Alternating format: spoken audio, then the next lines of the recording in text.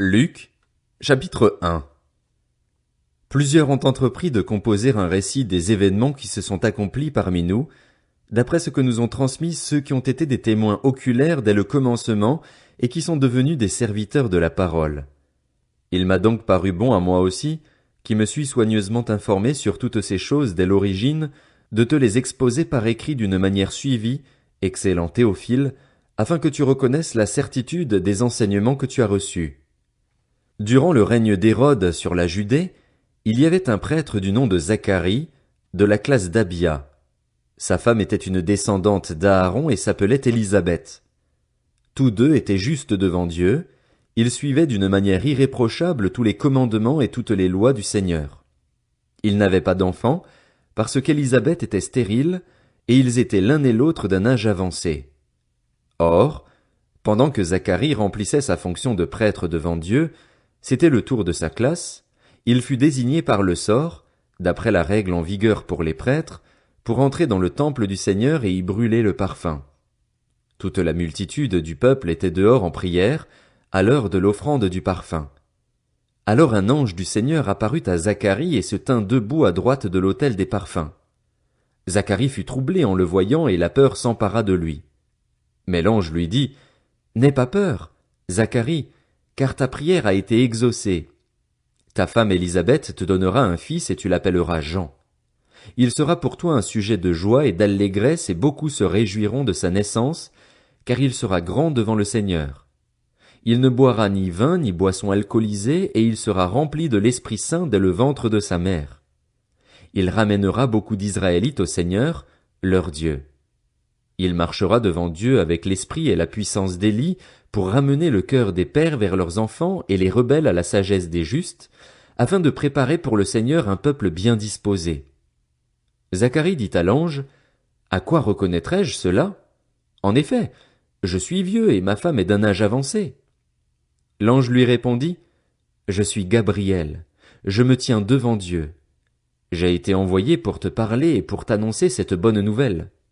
Voici, tu seras muet et tu ne pourras plus parler jusqu'au jour où cela arrivera, parce que tu n'as pas cru à mes paroles qui s'accompliront au moment voulu. » Cependant, le peuple attendait Zacharie et s'étonnait qu'il s'attarde si longtemps dans le temple. Quand il sortit, il ne pouvait pas leur parler, et ils comprirent qu'il avait eu une vision dans le temple. Il s'exprimait par signes et il resta muet. Lorsque ses jours de service furent terminés, il rentra chez lui. Quelque temps après, sa femme Élisabeth fut enceinte. Elle se cacha pendant 5 mois, disant, « C'est l'œuvre que le Seigneur a faite quand il a porté le regard sur moi pour enlever ce qui faisait ma honte parmi les hommes. » Le 6e mois, l'ange Gabriel fut envoyé par Dieu dans une ville de Galilée, appelée Nazareth, chez une vierge fiancée à un homme de la famille de David, appelé Joseph. Le nom de la vierge était Marie. L'ange entra chez elle et dit, « Je te salue, toi à qui une grâce a été faite, le Seigneur est avec toi. Tu es bénie parmi les femmes. » Troublée par cette parole, Marie se demandait ce que pouvait signifier une telle salutation. L'ange lui dit, « N'aie pas peur, Marie, car tu as trouvé grâce auprès de Dieu. Voici que tu seras enceinte. Tu mettras au monde un fils et tu lui donneras le nom de Jésus. Il sera grand et sera appelé Fils du Très-Haut, et le Seigneur Dieu lui donnera le trône de David, son ancêtre. Il régnera sur la famille de Jacob éternellement, son règne n'aura pas de fin. » Marie dit à l'ange, « Comment cela se fera-t-il, puisque je n'ai pas de relation avec un homme? » L'ange lui répondit, « Le Saint-Esprit viendra sur toi et la puissance du Très-Haut te couvrira de son ombre. C'est pourquoi le saint enfant qui naîtra sera appelé Fils de Dieu. Voici qu'Élisabeth, ta parente, est elle aussi devenue enceinte d'un fils dans sa vieillesse. Celle que l'on appelait la stérile est dans son 6e mois. En effet, rien n'est impossible à Dieu. » Marie dit, « Je suis la servante du Seigneur. Que ta parole s'accomplisse pour moi. » Et l'ange la quitta. À la même époque, Marie s'empressa de se rendre dans une ville de la région montagneuse de Juda. Elle entra dans la maison de Zacharie et salua Élisabeth.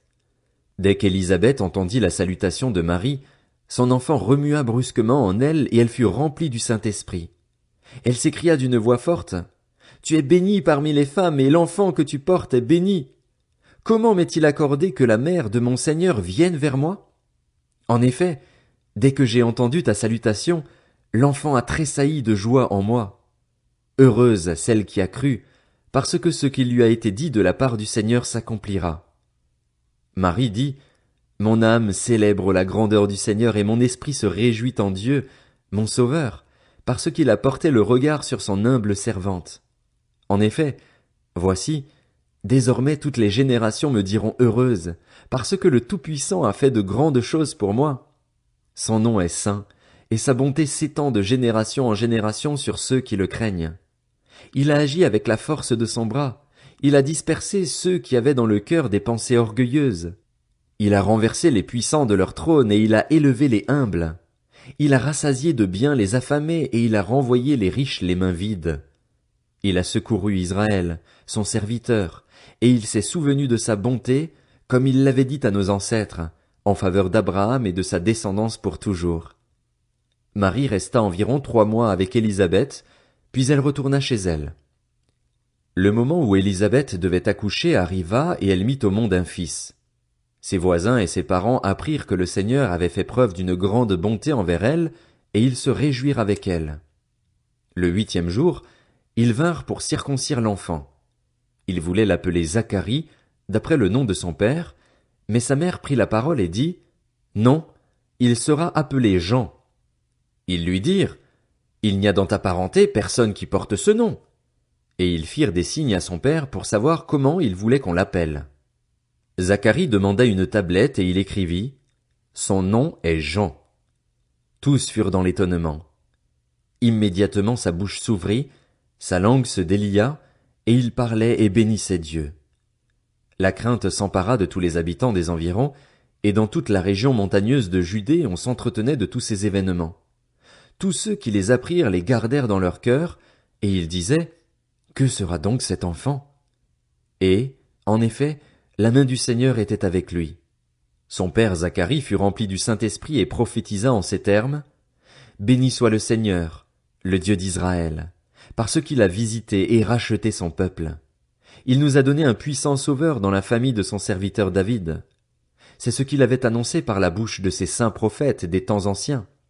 Un sauveur qui nous délivre de nos ennemis et de la domination de tous ceux qui nous détestent. Ainsi, il manifeste sa bonté envers nos ancêtres et se souvient de sa sainte alliance, conformément au serment qu'il avait fait à Abraham, notre ancêtre. Il avait juré qu'après nous avoir délivrés de nos ennemis, il nous accorderait de le servir sans crainte, en marchant devant lui dans la sainteté et dans la justice tous les jours de notre vie. Et toi, petit enfant, tu seras appelé prophète du Très-Haut, car tu marcheras sous le regard du Seigneur pour préparer ses chemins et pour donner à son peuple la connaissance du salut par le pardon de ses péchés, à cause de la profonde bonté de notre Dieu. Grâce à elle, le soleil levant nous a visités d'en haut pour éclairer ceux qui sont assis dans les ténèbres et dans l'ombre de la mort, pour diriger nos pas sur le chemin de la paix. L'enfant grandissait et se fortifiait en esprit. Il resta dans les déserts jusqu'au jour où il se présenta devant Israël.